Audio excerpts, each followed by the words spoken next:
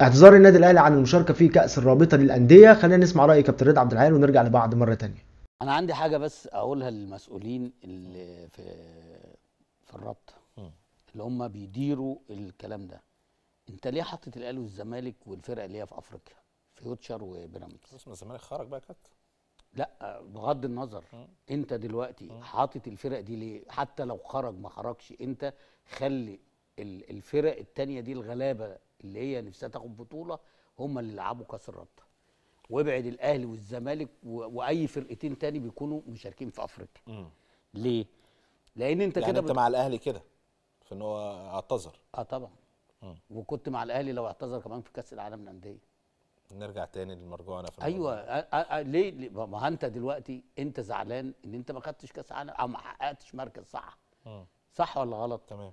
طب انت دلوقتي لو ما كانش مثلا الهلال كان اتعادل، كنت انت خرجت من هنا ومن هنا، وقلنا لك صاحب ساعتها بالين كداب. انا ركز في بطوله افريقيا اللي هي الاهم، اللي انا ببقى رقم واحد مترشح فيها.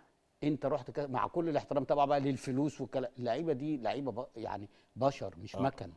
وتيجي بعد كده اما يخسروا تقول لي ما عندناش لعيبه، ده كان الاهلي لازم يجيب 30 صفقه. طب انت عندك لعيبه تاني في مصر احسن من دول؟ بس انت اللي انت اللي بترهقهم، انت اللي بتحطهم في يعني انت التهلكه. شايف ان النادي الاهلي في كاس الرابطه اخذ القرار الصح؟ والزمالك كان يعمل كده، وفيوتشر لازم الزمالك ما عندوش اي زي ما حضراتكم سمعتوا كده، ده كان راي كابتن رضا عبد العال على انسحاب النادي الاهلي من كاس الرابطه للانديه واعتذاره عن المشاركه طبعا بصوره رسميه. وزي ما قلت لحضراتكم لاول مره يتفق راي كابتن رضا عبد العال مع اداره النادي الاهلي. ولكن في جزئيه كده عايز اعلق عليها مع حضراتكم، هو ان الكابتن رضا عبد العال كان بيقول ان لابد ان النادي الاهلي كان انسحب برضك من كاس العالم للانديه. ولكن طبعا النادي الاهلي يا كابتن رضا كان هيخسر ماديات كتير جدا.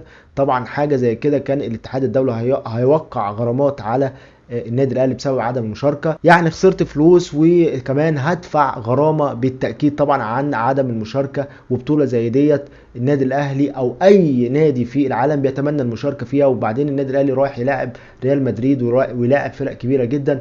يكفي الاحتكاك ويكفي طبعا المشاركه في بطوله كبيره زي ديت. دي كانت وجهه نظر التي لا قيمه لها طبعا، ويمكن حضراتكم هتوافقوني الراي. لحد هنا ده كان نهايه الفيديو بتاعنا. اتمنى لو وصلت معايا للنهايه تشترك في القناه وتفعل زر التنبيهات، وما تنساش تضغط لايك على الفيديو. دمتم في حفظ الله ورعايته، والسلام عليكم ورحمه الله وبركاته.